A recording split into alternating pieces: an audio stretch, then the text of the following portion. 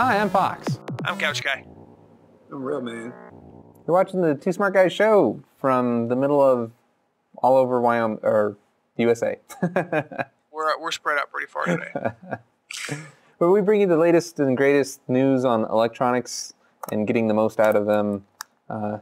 This week's show, we're going to be covering some of the things that are interesting to us at E3. If you're not familiar with E3, it's a big consumer electronics show focused on video games.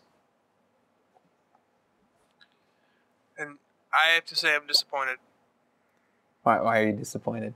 Well, I really would like to see something new and fresh out of both, Microsoft and Sony. I want something that's not just an add-on to their existing system. I want a new system.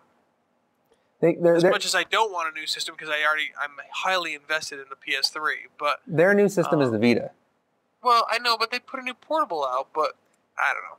I don't think a portable counts in the same way. It's like saying Sony can count their new DS. Yeah, but they're not going to... They just now delivered the Vita, so they're not going to try and cloud all that with doing a system.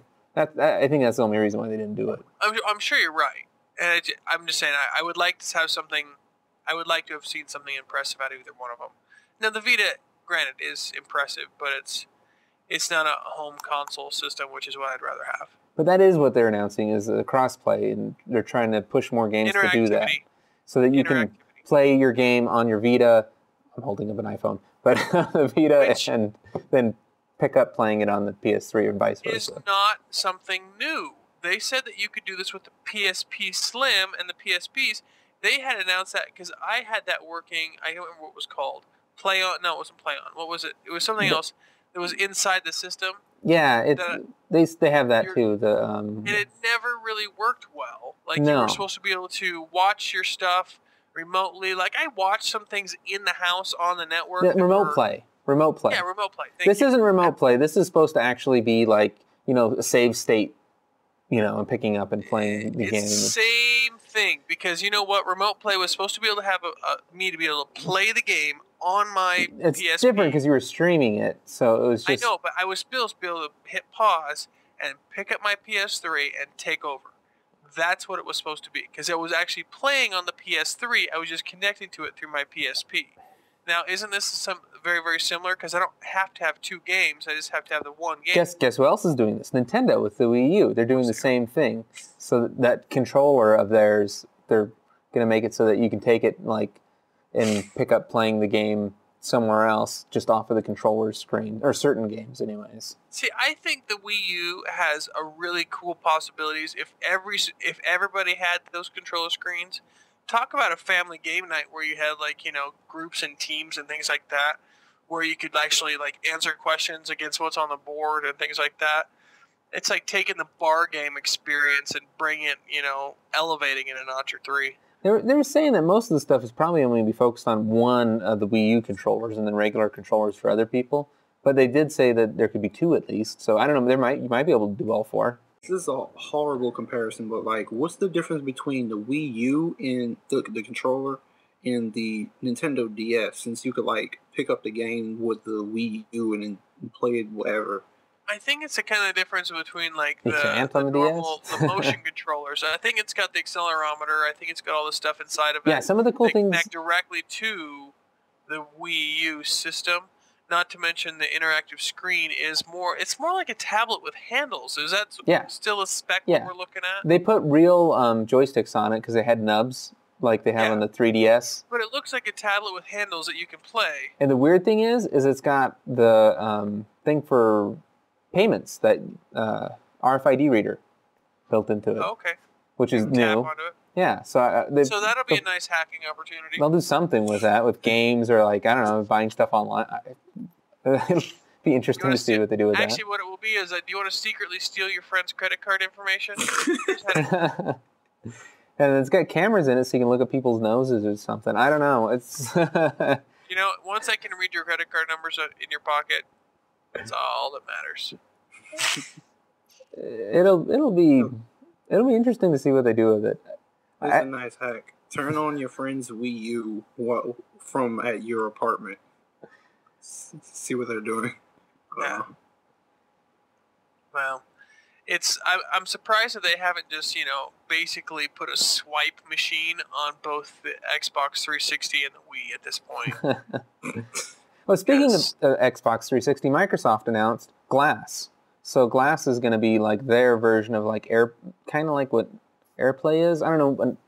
I need to read up more on it myself, but from my understanding, there's going to be games that you can play that will work on your iOS or your Microsoft tablet, or I think maybe even Android, so that you can use it as the controller for the accelerometer or the camera. So you can take your new Windows phone and you can actually interact with it. Yeah. Play with it. Yeah, so you can use it as a controller for certain games, which is going to be different.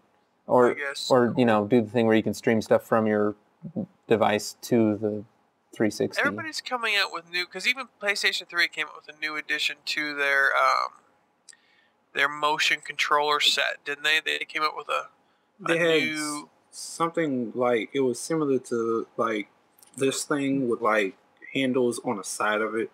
It looked like I really can't even explain. Oh, it's for driving, isn't it? Or yeah.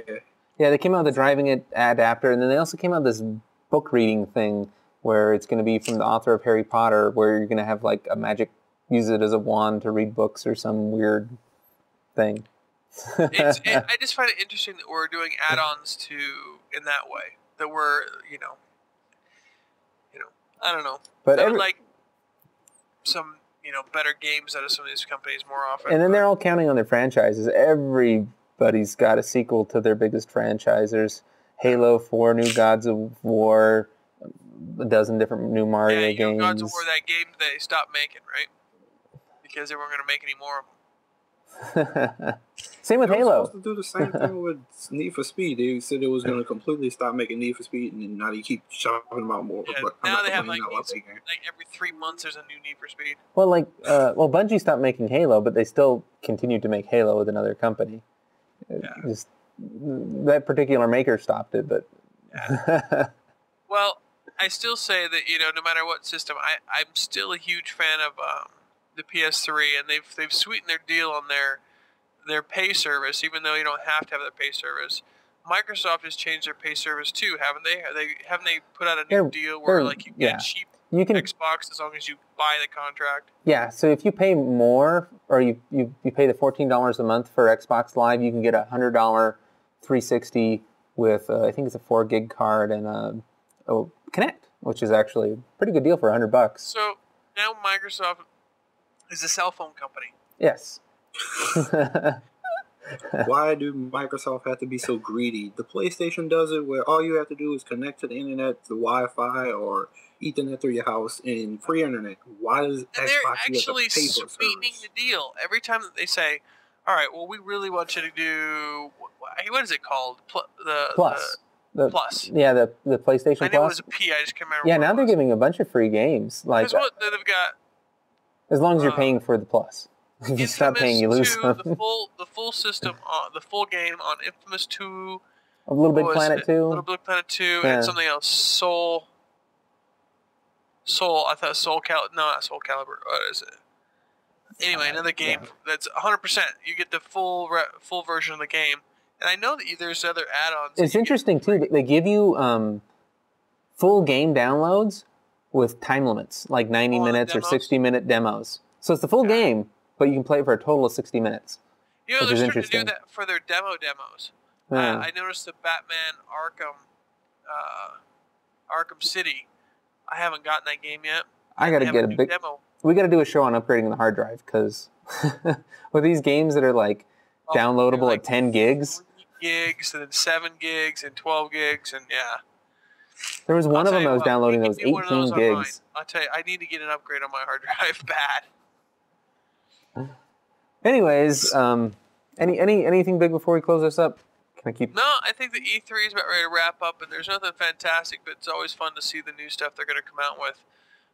We all know that the gaming industry is really kind of the place that we all turn to when we need a relaxation. So it's kind of fun to see where they're turning. It's interesting to see, like, graphics-wise, what this I'd say this is probably the last generation of upgrades for graphics on a system. Like, this is kind of like maxing out the hardware now.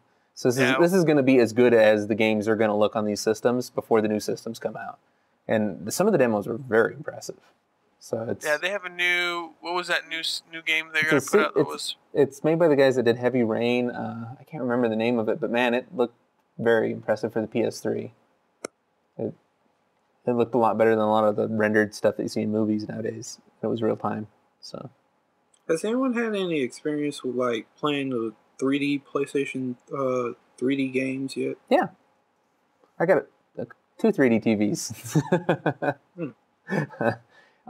It's cool. It's slightly lower resolution to get the 3D. I don't know. I play too long, it makes me sick. It's fun for short things, but I can't play with it on all the time. We'll have to do another show about 3D and all that good stuff, about the kind of options you can get into with the different gaming platforms. Yeah. So, well, I think we're pretty much wrapped out with E3, but I guess every week we do these shows. We do a live broadcast on Wednesdays at 8:30, and you can just get that at twosmartguys.com/live. And if you want to watch them on YouTube, which is where everyone else seems to like to watch them, every Monday. Are we still pumping them out every Monday? Yeah, pretty much. I've been late a couple days. Subscribe to the channel. Subscribe to the channel, and you'll get it dropped in your inbox. To be guaranteed to get them as soon as they come out. Subscribe. Yeah. To the feed, please. And then, plus it helps us out when you're subscribing. Yeah. So we'll see you guys next week. This has been the Two Smart Guys production.